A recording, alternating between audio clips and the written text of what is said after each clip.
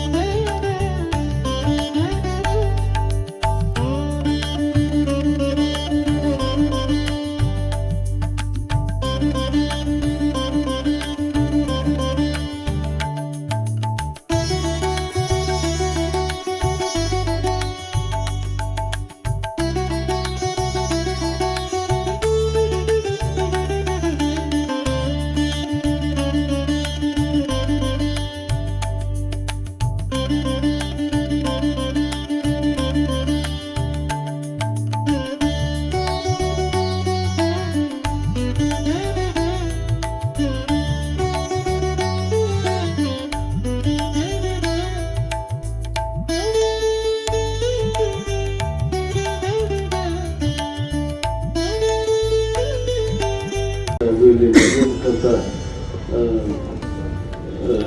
ಎಲ್ಲ ಸಾರ್ವಜನಿಕರು ಈಗ ನಮ್ಮ ಆಸ್ಪತ್ರೆಯಲ್ಲಿ ಸರ್ ಬಂದ್ಮೇಲೆ ಈಗಾಗಲೇ ನಾನು ಮೊದಲನೇ 2023 ಜೂನ್ನಲ್ಲಿ ಆಸ್ಪತ್ರೆಗೆ ರಿಪೋರ್ಟ್ ಮಾಡಿದೆ.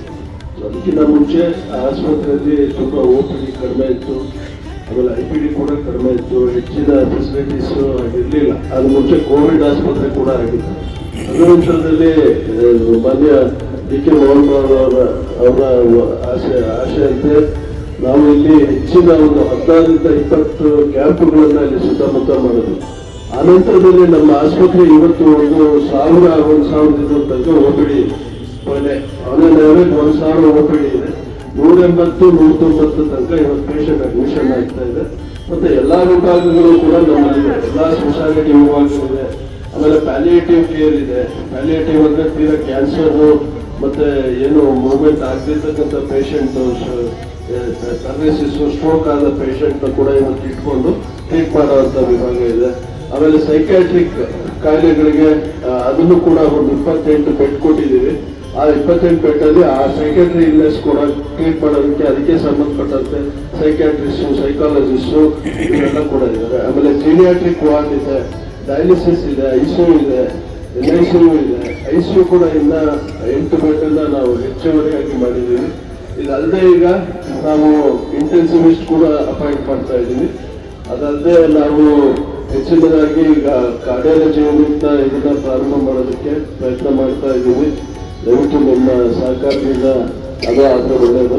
ಸೊ ಇಷ್ಟು ನಮ್ಮ ಆಸ್ಪತ್ರೆಯಲ್ಲಿನ ಫೆಸಿಲಿಟೀಸ್ಗಳು ಅದೇ ಎಲ್ಲಾನು ಕೂಡ ಉಚಿತವಾಗಿ ಮಾಡ್ತಾ ಇದ್ದೀವಿ. ಈಗ ನಮ್ಮಲ್ಲಿ CT/MRI ಇಲ್ಲ, ಆದ್ರೂ ಹೊರಗಡೆ ಒಂದು ಹಾಸ್ಪಿಟಲ್ ಜೊತೆ ನಾವು MOU ಮಾಡ್ಕೊಂಡಿದ್ದೀವಿ. BPL ಕಾರ್ಡ್ದಾರರಿಗೆ ಅಲ್ಲಿ ಉಚಿತವಾಗಿ CT/MRI ಮಾಡಿಸ್ತಾ ಇದ್ದೀವಿ.